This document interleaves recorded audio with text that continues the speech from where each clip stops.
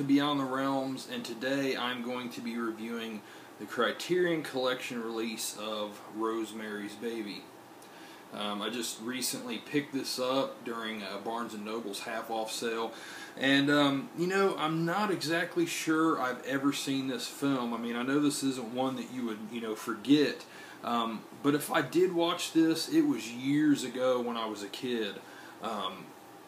And you know, when I put it in and started watching it, nothing rang a bell at all. So I'm pretty sure this may have been the very first time I ever seen this film, believe it or not, which is really a surprise. But for those of you that don't know this film, it tells a story of Rosemary and Guy Woodhouse. They really want to move into this real prestigious apartment building in, I believe it's New York City. And they really want to move here. Rosemary especially really wants it. Guy's really excited about it because he does a lot of plays and stuff, and it would be close to all of the playhouses and all that stuff. So they're looking around the place when they first get there, and it seems really nice. There's an old woman that lived there that passed away. And there's just things that are kind of bizarre and just kind of off right from the get-go. Like, the audience is kind of in on. Like, there's this closet that the old woman that lived there had blocked off with this huge, like, cabinet. And it doesn't really make any sense because there's nothing there, It's just a closet, but it doesn't make sense why she would close it off. That's like one of the first red flags that's thrown up, I think, for the audience in this. And then as they move in there, they meet a couple of their neighbors. It is Minnie and Roman Castevet. Very quirky and odd characters. Guy's kind of reluctant to go to a dinner that they're invited to by Roman and Minnie. Rosemary says, let's do it, let's socialize with our neighbors and stuff. And they go, and it's just a very bizarre dinner. Like, Minnie's, the way she eats and stuff is just very weird. It's funny. It's kind of comedic. And then as the days keep going, they can't get rid of Roman and Minnie. They keep seeing them over and over. They keep coming down for everything. And also along this time, they keep hearing strange noises in the building. Like, Rosemary notices these weird chantings coming through the walls. Like, it's just really bizarre. Like this chant sound. And then, what ends up happening is Rosemary ends up getting pregnant. And her health starts to slowly deteriorate, and she notices Guy starting to exhibit odd behavior. He starts getting better plays, like this one role that he was out to get. The guy just mysteriously woke up and was blind, so Guy was able to get this role, and he's getting more successful, but also at the same time his behavior's getting odd. And she's not sure exactly what's going on. And all along, Minnie keeps giving her these drinks that she swears by. It's kind of like an old home remedy, like vitamins and stuff like that. That take this, it'll help your pregnancy and your baby. And she's just giving her stuff to eat, like pieces of pie, stuff like this. But her health starts to go downhill very quickly. She starts to lose weight. She starts to look very tired, very pale, black circles under her eyes. She's not sure what's going on, and things just continue to get out of hand, like with Guy and with her neighbors. And things don't exactly end well for Rosemary and her baby. Now, like I said, not exactly sure it's first time seeing it. Pretty sure it is, but guys, totally blown away by this film. Just such an amazing film. This was Roman Polanski's very first American film. He'd made Repulsion before this, which Criterion also released. But this was his first American film.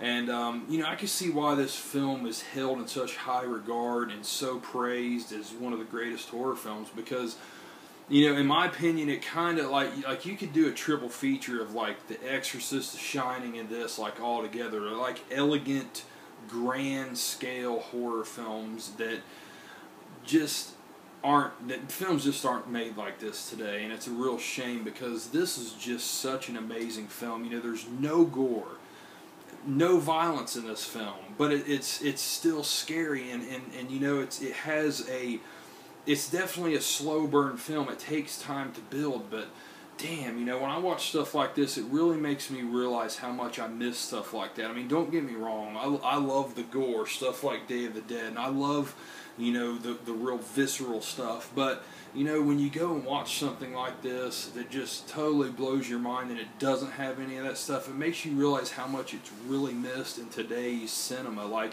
you know, there's hints of it here and there. Like, I really think Ty West is really good. Now, I'm not saying he's making films on this level quite yet. You know, that's debatable, but he definitely has that, you know, the slower burn, the type of film that builds, just like how this is. And, you know, I just fully enjoyed this film, guys, all the way around. It's absolutely fantastic. Highly recommend this film. This is from 1968, and it, you know, it still holds up well. Just an amazing film. So, guys, the film itself, I actually give this a 10 out of 10. I just, man, absolutely enjoyable. And, you know, Criterion, of course, they're one of the best companies out there, if not the best. I mean, they just did an all-around great job with this. This just came out October 30th. It's their latest release. It's spine number 630. Really cool edition here. I love the inside here. The disc is really awesome, and I think it has some artwork here underneath. Yeah, like a street shot of the street from the apartment. Really cool book, which, you know, Criterion's always have, you know, that has essays in it, things about the film. Which I haven't got to look over any of this yet, but, you know, if you're familiar with any Criterion's release, you know this isn't just like a throwaway booklet. I mean, you know, they get some highly praised critics and writers and historians to write this stuff. This is always worth checking out in the Criterion release. And as far as the extras go on this, guys, it has quite a bit. It's got, you know, the newly restored digital transfer, which is just incredible, but I'll get to that in a minute. A new documentary featuring interviews with Polanski, Mia Farrow, and producer Robert Evans. That was really cool. It's like a 30-minute long documentary. Really awesome. An interview with the author, Ira Levin, from a 1997 broadcast of Leonard Lopate's public radio program, New York and Company, about his novel and its sequel and the film. Cometa, a feature-length documentary on the life and work of jazz musician and composer, I'm not even going to attempt that name, who wrote the score for Rosemary's Baby, and then the booklet, of course. So not a ton of extras on this like some Criterion releases have, but they're all quality.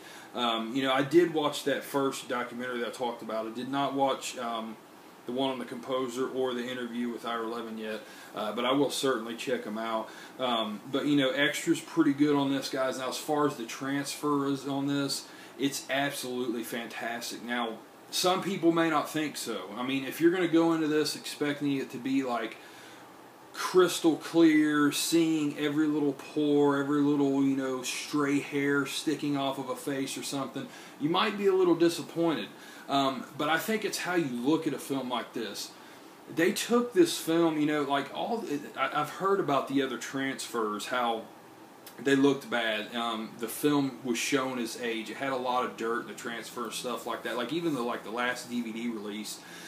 Well, with this release, they took all of that out. They cleaned it up really well, and it just looks very natural for the time that it was shot in. There's kind of like, it's kind of weird because it's like this dreaminess to it. Like it's kind of like a soft, like dreamy glow to it in a way at times. But it's not like a flaw in the filmmaking. I think it's Polanski's vision to do that, and it just really works for this Blu-ray transfer, like the way they did it. I mean, you know, and like with everything being so cleared up and clean, and all the colors really stand out like you would expect from high definition release, it just seems very natural for the time period it was shot in, like 1968. Like, this looks like a film that just came out this year, but from 1968, if that makes any sense. Like, they really made it look how you would expect it to look when it was very first released, and I praise Criterion for that.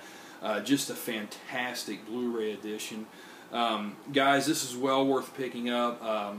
You know, Barnes & Noble has their half-off Criterion sale going right now till the 19th. This is only $20 right now, guys. I highly recommend it.